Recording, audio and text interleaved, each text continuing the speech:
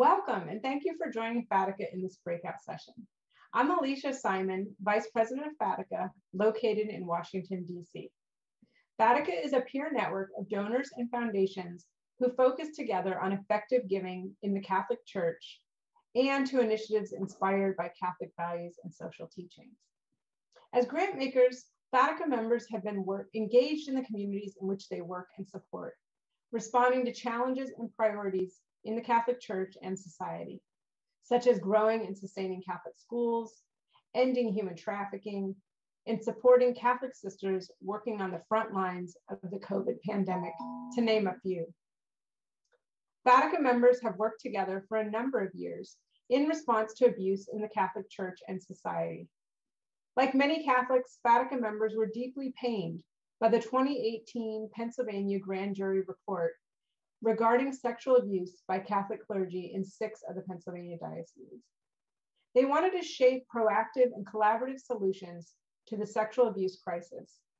And they recognized how crucial it is for funders to play their part, working alongside the church and civil society leaders and working within spheres of influence. Out of this effort and in conversation with survivors, safety experts, and faith leaders, Fatica's Safeguarding Initiative and Funder Safeguarding Pledge were developed. I'll share more details on the pledge later. Critically, the initiative affirms the dignity of every human person, and it recognizes philanthropy's role in promoting and supporting safe cultures. Fatica believes strongly in the importance of interfaith and international conversation on abuse prevention and safeguarding. More is achieved together than individually. We need as many stakeholders as possible to keep children and vulnerable adults safe.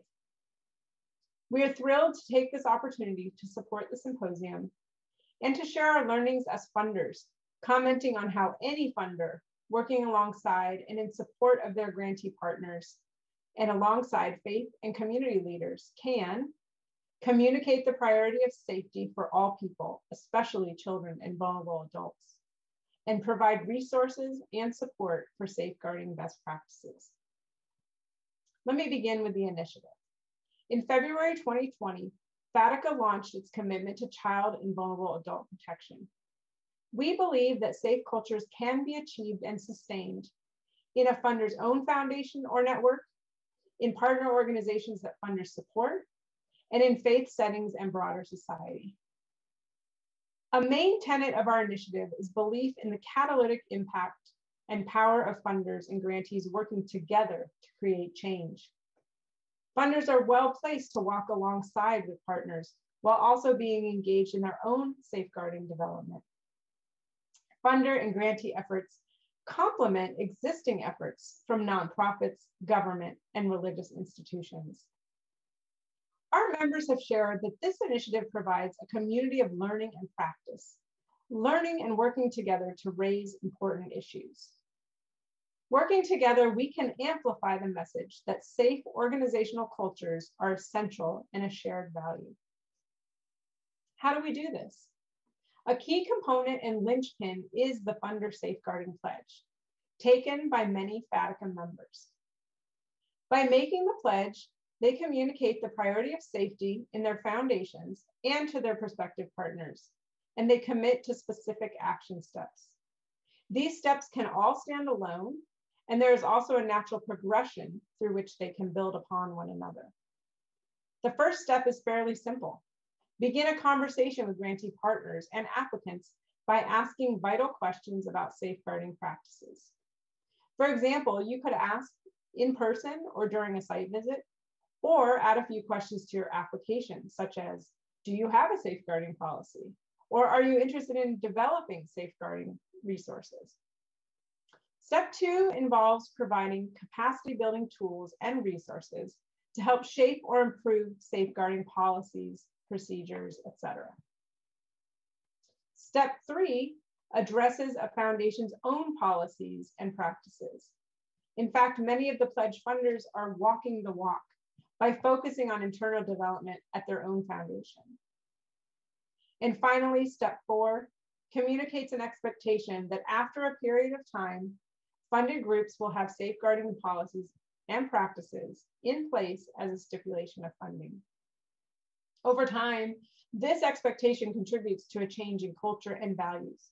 It becomes as normal to ask for a safeguarding policy as it is to ask for audited financial statements. Steps 1 through 4 require expert resources, and funders recognize that safeguarding investments and capacity building can be costly for frontline organizations and direct service providers. There are many barriers to access, including financial costs, limited time, and a lack of personnel and human resources. Donors are in positions to help supply those resources, offering ongoing support, regular orientation and training, and a community of practice. Thus, when a FATICA member signs the pledge committing to at least one action step, their teams and grantee partners are given access to free capacity building resources. These include sample model policies, screening and selection toolkit, individual consultation hours, quarterly educational webinars, and virtual and in-person trainings. This is FATICA's strategic response, but these program goals can be adopted and shaped by any funder. The safety of all, and especially the vulnerable among us, should be a priority for everyone, whether you're a secular group, religiously affiliated, a funder, a nonprofit, etc. We invite you to use the pledge for inspiration, for conversation or consideration in your own network. How can your organization support similar practices, steps, or programmatic approaches that meet the unique needs of your network?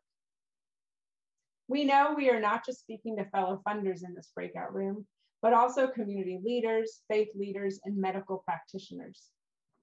If you're a community leader who partners with donors, don't be afraid to ask for resources or start a conversation about capacity building for safeguarding. If you're a practitioner with resources that you'd like to push out more publicly, consider who might benefit and the best way to share those resources more broadly. FATICA could be a partner for that. If you're a funder or donor interested in this issue, you're not alone. We'd love to talk with you. As a community of funders, we have a platform and a role to play in promoting safe cultures within our own funding network and among grantee partner networks.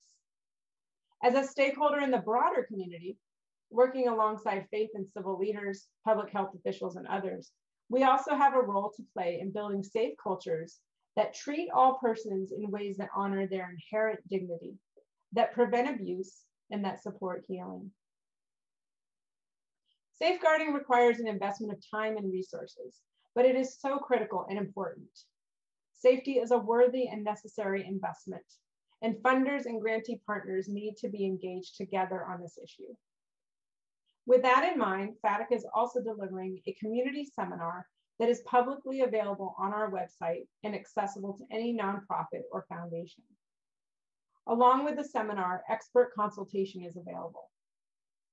We are providing this service free to nonprofits, recognizing that some may have limited or no resources for safeguarding development. To build safe environments truly change culture, we need passion and investment from all sectors and stakeholders. We all have a role to play. FATICA is encouraging funders to embrace their role and inviting all people to discover their respective roles. We are delighted to share our initiative and pledge and emphasize how philanthropy can promote safeguarding efforts and impact broader culture change. We still have much to learn, and we are so grateful for the opportunity to participate in this symposium, to listen to survivors, learn from their experiences, and to learn from the work, research, and experiences of other leaders, groups, and practitioners. Thank you to the symposium organizers, the coordinators, and sponsors for offering this symposium, this valuable platform, and for your advocacy efforts and calls to action. What an incredible opportunity for collaboration and shared learning, and a reminder of how much can be achieved when we unite as community and faith leaders to protect the most vulnerable.